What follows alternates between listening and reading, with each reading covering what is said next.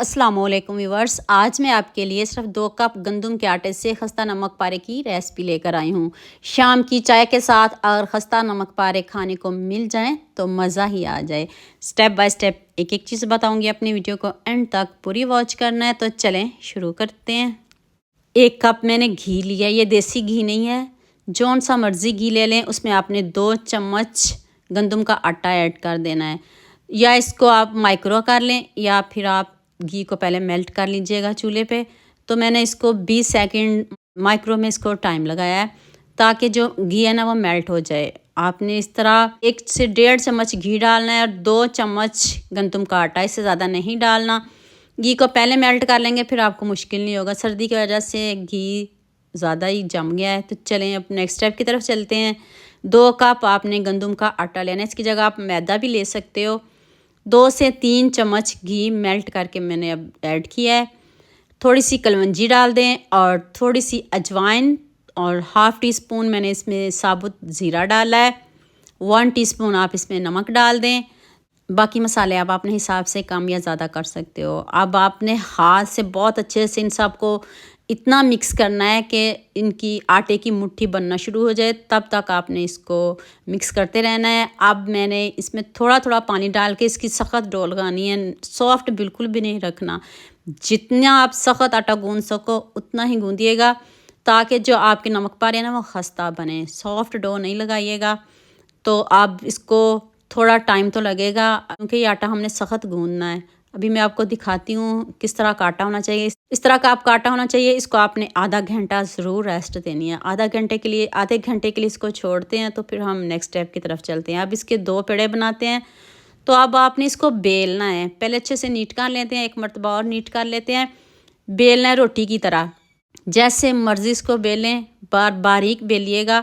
यहाँ मैं आपको याद दिला दूँ, अगर आपको मेरी रेसिपीज़ पसंद आ रही हैं तो जल्दी से मेरे फेसबुक पेज को भी फॉलो कर लो और साथ में मुझे यूट्यूब पे सब्सक्राइब कर दो। ये आपकी तरफ से प्यार होता है, मोहब्बत होती है, खुशी होती है कि आपको मेरी रेसिपीज़ पसंद आ रही हैं। इसको ना कोई आपने आटा लगाना है ना घी लगाना है, कुछ लगाने की ज़रूरत नहीं। आटा इतना सख्त है ना, इसको बेलने में थोड़ा टाइम लगेगा, आपने घबराना नहीं है। जैसे मर्ज़ी इसको बेलें क्योंकि बाद में हमने इसको फोल्ड कर लेना है। जैसे मर्ज़ी शेप आए, कोई टेंशन वाली बात ही नहीं है। अब आपने सबसे पहले जो हमने मैदा और घी को मिक्स किया है वो वाला बैटर रोटी पे फैला दें।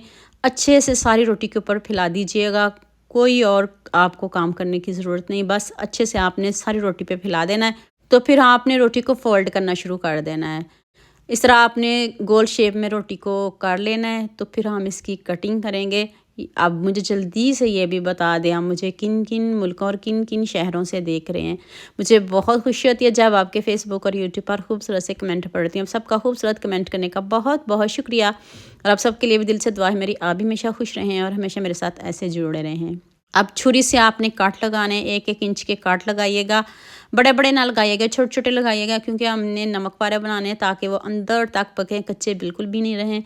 अब आपने एक पीस पकड़ना है, उसको हाथ से प्रेस करना है, दोबारा से बेलना है। जैसे मर्ज़ी बेलें, ना आटा लगाना पड़ेगा ना आपको घी, कुछ भी नहीं लगाना पड़ेगा। इस तरह आपने इसको फोल्ड करना है।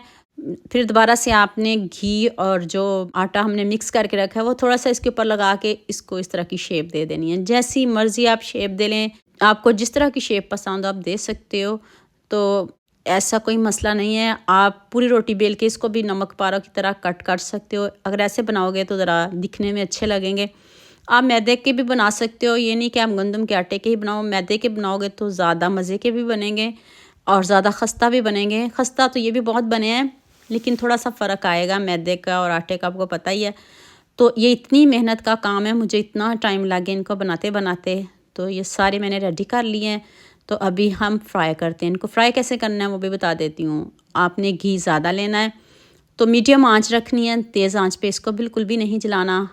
जब आप इनको डाल दो फिर आंच थोड़ी सी और कम कर लीजिएगा ताकि ये अंदर तक पकें। इनकी डबल लेयर है और लेयर देखें खुलना भी शुरू हो जाएंगे और साथ में ये बहुत अच्छे से पक भी जाएंगे। आपने बहुत जल्दी इनको टर्न नहीं करना।